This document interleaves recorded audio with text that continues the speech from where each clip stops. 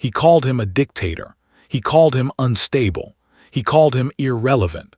But one thing Michel Langley never expected was to stand before the world and apologize to the man he tried to silence. This is the story of arrogance, exposure, and a reckoning that shook Western media to its core. Welcome to Captain Ibrahim Traoré. Subscribe now, because this story is about to rewrite everything you thought you knew. Before the apology, before the summit, and long before the world saw a humbled man bow to a president he once ridiculed, Michel Langley stood on the grand stage of Western media as an unchallenged voice of foreign policy expertise. A former intelligence advisor turned public analyst, Langley had spent the last decade cultivating a reputation as the man who told it like it is, as long as it fit the narrative. From Washington to Paris, his voice boomed through podcasts, op-eds, think tank briefings, and primetime interviews. He was articulate, charming, and dangerous. And when President Ibrahim Traoré began dismantling French military footholds and reasserting Burkina Faso's sovereignty, Langley declared war, verbally but viciously. In one viral CNN segment, Langley leaned forward on camera and declared, "Traoré is a populist opportunist. He's aligning with authoritarian regimes, endangering democracy, and isolating Burkina Faso from the international community." The clip was replayed across platforms. Headlines echoed his words. Algorithms fed the soundbite to millions. Behind closed doors, Langley's briefings became even sharper. He held sessions with Western intelligence subcommittees, framing Traoré as a destabilizing force in the Sahel. His slides, clean, data-heavy, and manipulative, projected graphs showing instability risk tied to Burkina policy shifts. His sources, often unverifiable. His tone, confident. At one World Policy Forum, he quipped during a private lunch, "Give it 6 months. That military government won't last without our air support or IMF cash." Laughter followed. A toast was raised. But outside that room, something else was building. Across the African continent, young intellectuals began dissecting Langley's claims. Burkinabe scholars challenged his data. Pan-African platforms published counter-narratives. Videos comparing Langley's tone on European regimes versus African leaders gained millions of views. President Traoré himself never responded publicly. His office issued no denials, no press rebuttals. Instead, the president doubled down on local reforms, strengthened regional alliances, and shifted economic policy toward self-reliance. Langley, however, saw silence as weakness. He called it a strategic retreat by a man who knows he's cornered. But he was wrong. Because while Langley amplified his message, Burkina Faso quietly built its case. And in the offices of regional media watchdogs and investigative networks, a pattern began to emerge, one that would soon pull the rug from under the man who had never imagined needing to say the word, "Sorry." It started with an email, encrypted, unsigned, and sent from a drop server in Mauritania. The message landed in the inbox of Sahel Watch, a small investigative media outlet run by 2 former journalism professors in Ouagadougou. It contained one sentence: "Follow Langley's consulting contracts." Attached was a single file. Inside it, a chain of payment records, strategy briefs, and internal memos dated over 3 years, each pointing to Michel Langley's clandestine work with a private influence firm headquartered in Brussels. The firm specialized in narrative engineering, quietly producing content, data, and briefing material for governments and corporate stakeholders, aiming to sway African public opinion. Langley's name appeared 34 times. One document, dated just weeks before his CNN segment on Traoré, outlined a multi-platform campaign labeled Sahel Recalibration.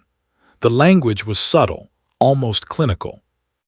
Shift perception of Burkinabe leadership from sovereign nationalism to erratic militarism. Utilize Langley's media assets to reinforce instability framing. The leak was verified within 48 hours.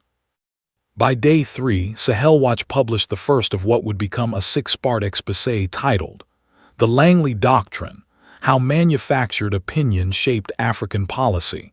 The response was immediate and volcanic.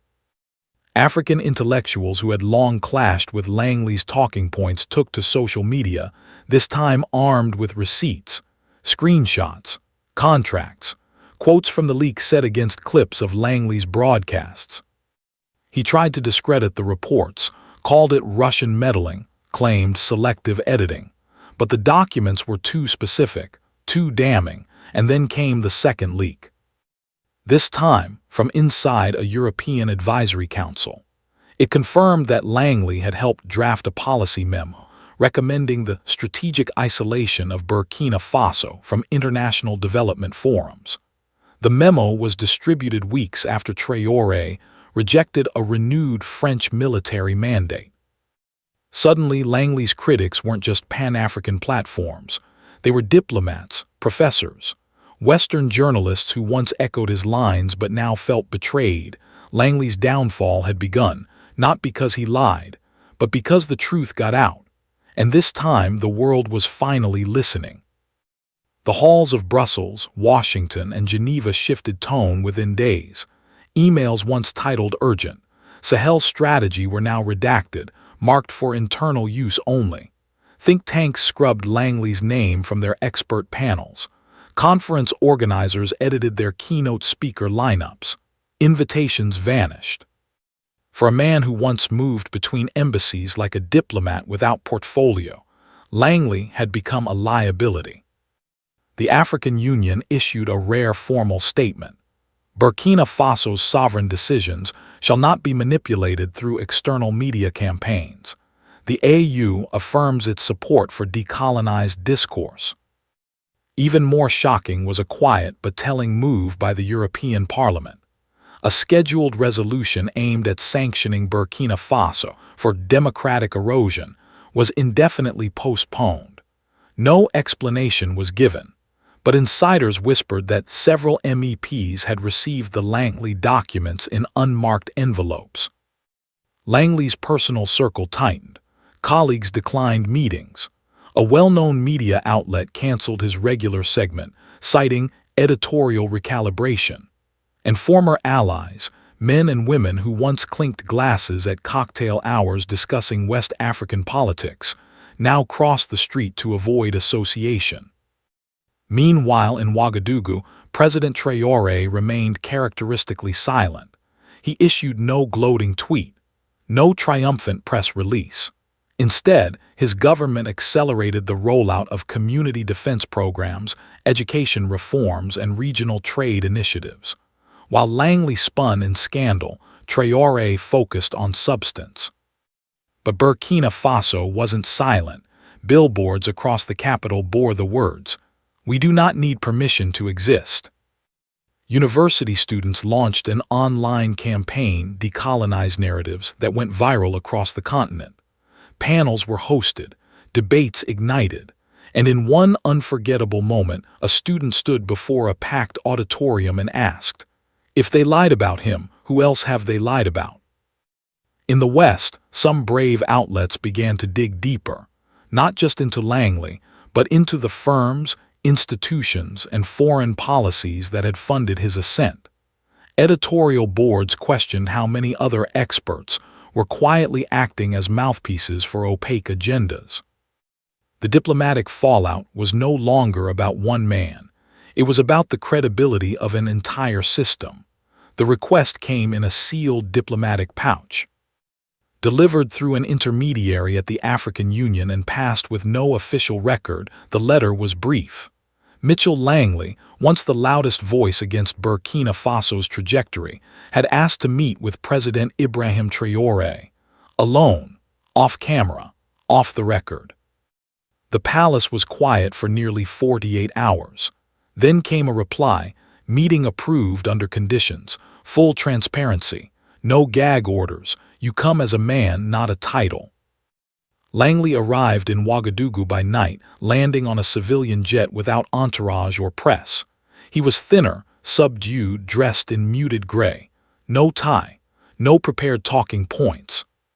He was taken not to the palace, but to an unmarked conference room inside the Ministry of Territorial Security, a space more used to strategic briefings than diplomatic gestures. There, President Traore waited with arms crossed. Langley stood. "Thank you for receiving me." Traore didn't shake his hand. "You know why you're here?" the president asked. Langley nodded. "To listen." And so he did. For nearly an hour, Traore spoke, not in fury but with precision. He detailed the cost of misinformation, the weight of every slandered broadcast, the lives affected, the deals lost, the doubts seeded. "People think words vanish," Traore said, "but in places like mine, words carry bullets." Langley remained silent. At times, he scribbled something in a small notebook. At others, he simply watched the man he had tried to discredit lead him through the wreckage of consequence. When the president finished, Langley finally asked, "Is there a way forward?" Traore looked at him sharply. "Not in secret, not in a room like this." "What do you mean?" "If you want to reconcile," Traore said, "you do it in the light, where your words hurt, where your words must now repair." He stood and walked toward the door. "There's a summit in Dakar, 2 weeks. You'll have your stage. If you mean what you say, you'll speak there, not here." Langley hesitated. "And if I don't?" Traore didn't turn around. "Then history will speak without you." The door closed. Langley remained seated for several minutes. When he finally stood, he folded the page from his notebook and slipped it into his coat. The words on it were just two: "Be seen." The auditorium at the Pan-African Leadership Summit in Dakar was electric. Heads of state, university deans, diplomats, civil society leaders, and youth delegates from across the continent filled the seats. The agenda had been packed with panels on sovereignty, trade, and development, but everyone knew what they had come to see. Langley, his name had never appeared on the official program. The announcement came only hours before his scheduled appearance. Whispers raced through the halls. Some believed it was a stunt. Others suspected it was a final act of defiance. But when he walked onto that stage, alone, unscripted, and without slides, it was clear this was no performance. He stood before the microphone, his hands visible, his eyes steady. "My name is Michel Langley," he began. "And I owe you, Burkina Faso, President Ibrahim Traoré, and the people of Africa an apology." Gasps rippled. Some jaws dropped. The hall fell silent. "For years I allowed myself to become a tool of distortion," he continued. "I used data to mislead. I used platforms to discredit. I spoke not from wisdom but from assumption, and I cloaked it in confidence because I never thought I'd be challenged. But I was wrong. And I have come here not to ask for forgiveness, but to account for the damage I helped cause." He took a deep breath, then pulled a folded page from his pocket. "This is the memo I helped write. It advised isolating Burkina Faso after they chose to sever military dependencies. I now know that was sovereignty, not instability. I want it entered into the summit record as evidence of complicity and of change." Some clapped. Others stared. A few delegates shook their heads. Langley didn't flinch. "I do not expect redemption, but I will no longer hide from the consequences of my voice.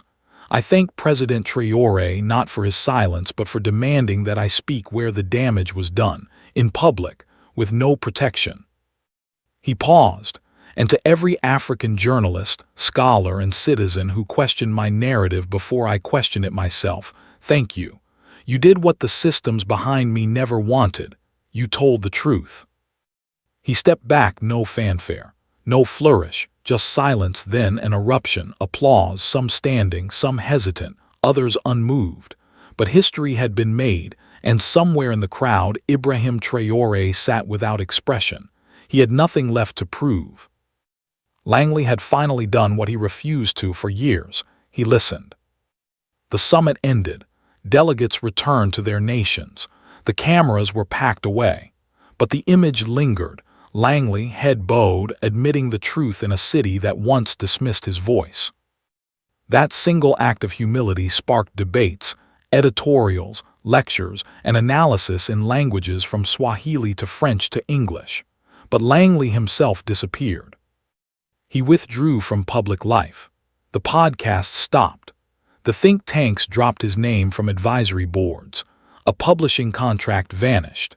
He resurfaced only once briefly in a pre-recorded university address to a journalism school in Canada, where he spoke not about foreign policy, but about narrative ethics.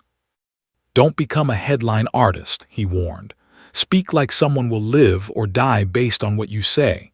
Some saw it as growth, others called it rebranding. Back in Burkina Faso, the effect was deeper.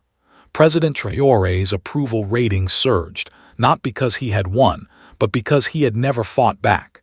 He remained measured, grounded.